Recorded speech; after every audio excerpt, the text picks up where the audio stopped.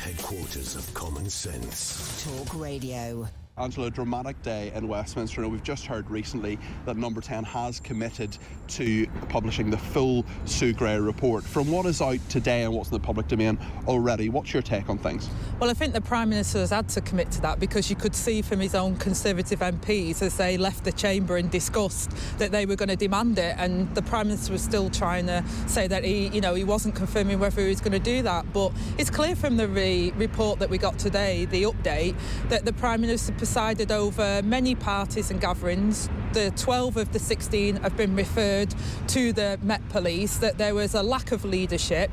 He wouldn't confirm whether he was at the party that happened in his flat. I think it just shows that he thinks that he can bluff his way out of this, but I think it was astonishing, the sheer arrogance from the Prime Minister today was just something I never believed that I would see, and I saw the faces on the Conservative MPs opposite, and I think they felt the same way. The Prime Minister would say, of course, that he's apologised and there will be fundamental change in Downing Street. Why is that not enough for you? Because the fundamental change that needs to happen in Downing Street is the Prime Minister who presided over that culture, who was around and did all of that, who came to Parliament and said there was no parties when there clearly was, shows that he's got a fundamental lack of leadership ability to uphold at a time of serious crisis when we were going through a serious pandemic. It was a public health issue. Sue Gray has said in a report today that there were serious public health risks by them having those gatherings and that they shouldn't have happened. The Prime Minister has to accept responsibility for it. It's not just a case of I'm sorry, it's a case of you've really undermined your office and your ability to function as the Prime Minister of this country. My sense in Westminster today could be totally wrong, and you know much more about elected politics than I do, but my sense is this isn't fatal for the Prime Minister, that his leadership doesn't seem to be in jeopardy from his backbenchers. What's your sense of this? I think it's going to continue this. Apparently the Metropolitan Police have now confirmed they've got over 300 photos of these parties.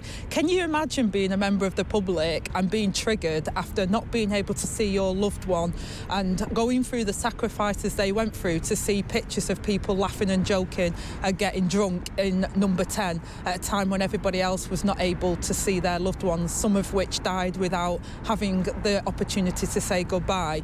I think that this will continue to be a saga, and the risk for the Conservatives is that it's going to bleed into their brand, because Conservatives will say their values are law and order and upholding the rule of law. If they try and protect the Prime Minister now, they know that they're completely undermining what they truly believe, and the country will see through that, and I think it will damage them in the long run. Boris Johnson appeared to make a very serious jibe at the Labour front bench today, talking about drug taking and essentially implying that there were people on the Labour front bench who have done that. What did you make of that? I mean, the guy was just coming out with all sorts to try and deflect from his own behaviour. I mean, it's an astonishing allegation, but there again, Boris Johnson is the sort of person that just throws away comments like that.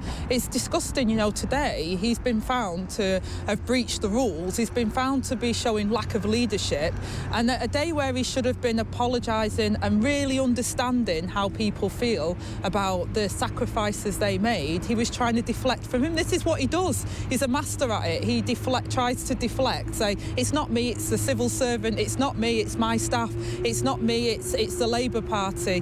This is on his watch. He is the Prime Minister and he should accept responsibility for that. Labour are ahead in the polls, but in the last few days there has been one poll anyway, and polls come and go as we know, that put the Conservatives actually gaining 3 points and closing that gap. Why is it, do you think, that Keir Starmer has failed to cut through and people don't seem to see him as an alternative Prime Minister, even when you have the current Prime Minister who, by anyone's estimation, has been on the ropes in the last few months? Well, if you look at where we were at the general election and how significantly we lost as the Labour Party, we had a very long way to go, and I recognise that we continue to have a long way to go to earn that respect back from many voters who felt frustrated. In fact, some of them think we're to blame for Boris Johnson being in power because we didn't offer them an alternative that they could vote for. We have to accept that, and if you look at the distance that we've travelled in that time, we have made significant progress, and I think, I've been on the doors in constituencies parties, and it's very clear that people are very angry, not just about the fact that, you know, these parties happen, but that Boris Johnson thinks he could just get away with it. You know, when they followed the rules, a Conservative MP in the House today says, you know, he didn't go to the wake when someone had died in his family. He said, Prime Minister, do you think I was a fool? And I think that speaks to a lot of people who at the time thinks, well, I followed the rules and you were laughing at us and, you know, getting drunk in number 10. It's not acceptable behaviour. Just finally, Keir Starmer was pictured having a drink after work with people in an office. Is he not guilty of some of the same type of behaviour as Boris Johnson? No, absolutely not. He didn't break the rules. He's not being investigated by the Met Police. He was at a work, you know, he was literally in a constituency office having a drink with his meal.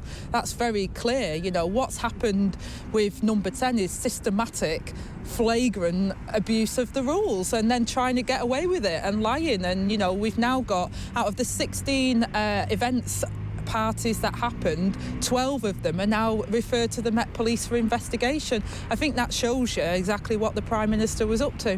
OK, Angela Rayner, Deputy Leader of the Labour Party, thank you very much. Good talk. Hot talk. Bold talk. Talk radio. Listen on your smart speaker. Watch it live on your smart TV. The world headquarters of common sense. Talk Radio.